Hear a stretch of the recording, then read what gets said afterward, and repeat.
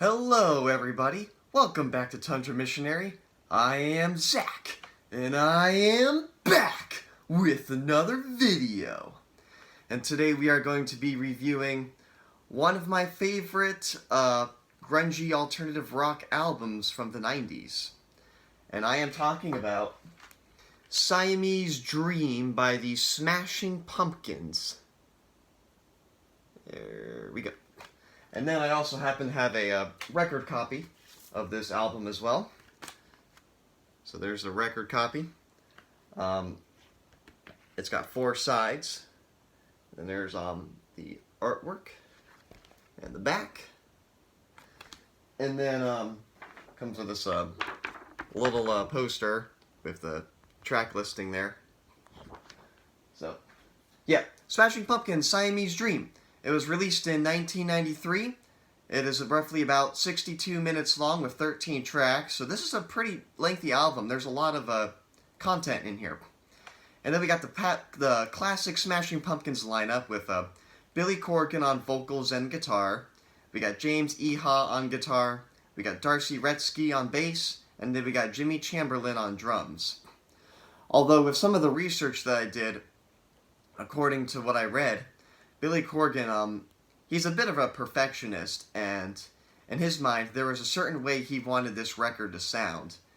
And so he did, according to what I read, all the vocals, like most of the guitar work and most of the bass work, and did pretty much a lot of his band members' jobs except Jimmy Chamberlain. He let him do all the drums, but he took most of the other jobs because I guess he wasn't pleased with the way they were playing it, and he wanted to play it because he wanted to achieve the sound that he had in his mind, I guess.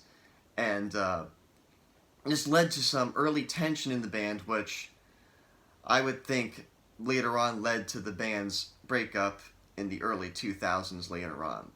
Because, James Iha and Darcy Retzky were starting to feel a little left out, that they weren't able to help with much of the recording process of Siamese Dream. So, a little background information there, but anyways, let's delve into this album and get a track by track of what I think of everything here. So we got the first track, Cherub Rock, which is one of the best openers of any Smashing Pumpkins album. It's a big hit, right when those drums kick in the beginning, you're in for a ride. Very grungy, very heavy, good guitar work on this song, catchy chorus. Cherub Rock, great song. The second track, Quiet, follows along the lines of Cherub Rock. It's very heavy, very grungy. It keeps the album going at this upbeat pace. So, another good track, about 3.5 minutes long. And then, of course, we got the third track today, which is arguably one of the biggest hits the Smashing Pumpkins have ever produced. And I've heard it a million times, and there are several Smashing Pumpkins hit songs that I don't listen to as much anymore because I've heard it so much, but today is one of the exceptions. I still, to this day, love hearing that song. Super great, super catchy, fantastic track. And then we got the fourth song, which is Hummer, which is probably my second favorite track on this album. A fantastic song. It just clocks in a little bit under 7 minutes long. So this is a pretty lengthy track. And as a side note, I just want to say, in my opinion, I think this album could kind of go under the progressive rock, progressive metal genre as well, because there's a lot of lengthy tracks on this album that have different sections in it, and I see some very obvious progressive influences in this album, and Hummer is definitely one of those tracks. The first 4.5 minutes of the song kind of are similar themes as Cherub Rock and Quiet, upbeat, heavy guitar work, great vocals from Billy Corgan, and then in the latter half of the track, we start to slow things down. We got some nice deep bass going, and then it finishes with a really loud, unexpected finish that kind of throws off someone who's listening to the first time. It threw me off the first time I heard the song. So, Hummer, overall, a fantastic, very well done track. And then we got the fifth track, which is Rocket, which is probably the most upbeat song on the whole album. Just a very fun track, and just with a super explosive finish. I mean, the name Rocket really makes sense because the ending of this song sounds like just like I can just picture a spaceship going as all the drums and the guitars are getting louder and pounding with the big finish. So fantastic song. And then the sixth track, Disarm, is probably arguably the biggest hit the Smashing Pumpkins have produced. And yeah, it's one of those songs I've heard so many times that I really don't need to hear it anymore. But I can't deny that it's definitely one of their most influential tracks. And it's definitely a nice breather on the album, the first like full-length, slower song driven by an acoustic guitar. So fantastic track overall. And then we got the seventh song, which is Soma, which is another one of those progressive rock driven songs in my opinion. It's about 6.5 minutes long.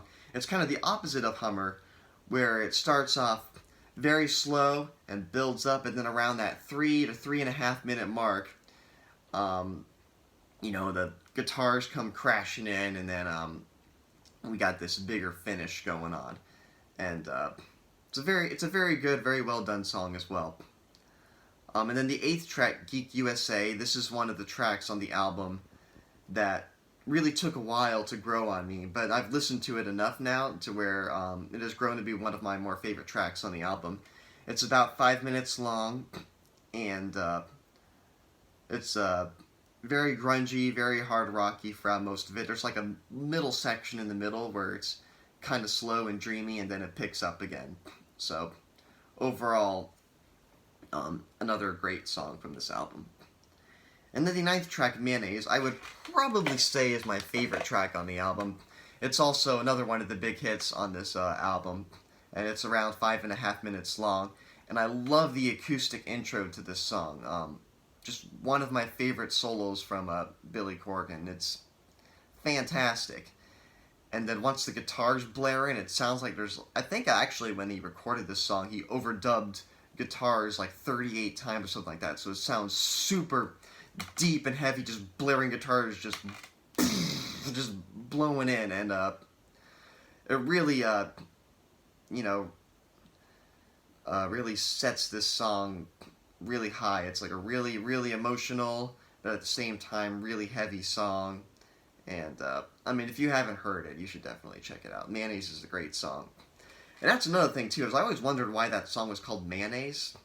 And apparently, from what I've read, is that there was one time where Billy Corgan was going through his fridge and he wanted to make a sandwich and he was putting mayonnaise on it. But he was writing the song during this process, and every time he played the song, it made him think of that moment when he was spreading mayonnaise on his sandwich. So, hence the name Mayonnaise was born.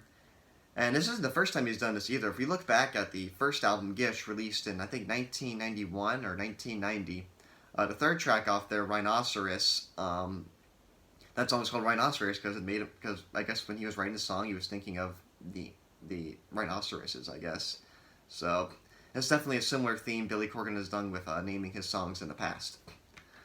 And then if we look at the 10th track, Space Boy, this is another one of those full-length, quieter songs driven by an acoustic guitar. It's definitely a nice breather track from all the preceding ones we've had earlier in the album. And then we got the 11th track called Silver Blank. I'm not going to say the last part because it's a cuss word, and I try to be make this channel a little more accessible, whatever. But like, I'm just not gonna say it, all right? But you guys know what it is if you look it up and look at the track listing. But anyways, this is definitely the weirdest track on the album. Very trippy, and it's also the longest, clocking in at just under 9 minutes long. It's about around, I think, 8:48, something like that. But this is definitely the song that took the longest to grow on me. For the longest time, I didn't really like this song. Like, the first 3 minutes are great. Like, it's super heavy, great guitar work, great drums, and then it gets really creepy, like 4-minute middle section, where Billy Corgan's almost like has whispering, echoing vocals. Super weird. And then we got this huge, grandiose, overdone, ridiculous finish. You got guitars blaring, drums pounding, you got horns going off, and just a super weird track. But overall, I've definitely come to enjoy this track. And then we got a 12-minute track, which is called Sweet Sweet, which is just 1.5 minutes long, just kind of a dreamy, new age sounding track. And then the 13th track, Luna's, a quiet, atmospheric love song that kind of closes off the album. So, overall, Siamese Dreams by the Smashing Pumpkins, definitely one of my favorite albums from the 90s. And, yeah, man, that's just fantastic, bro. So, there you have it. That's my review of Siamese Dream by the Smashing Pumpkins. And thank you all for watching. I know it's been like 2 years since I've posted anything on my channel, but hey, better late than never, I suppose. So, thank you all for watching. Feel free to comment your thoughts on Siamese Dream by the Smashing Pumpkins. Let me know if there's anything you wish I would have delved into more about this album. And I definitely enjoy being enlightened by your comments. And thank you all for watching, and I hope to see you in the near future. Alrighty, guys. Take care.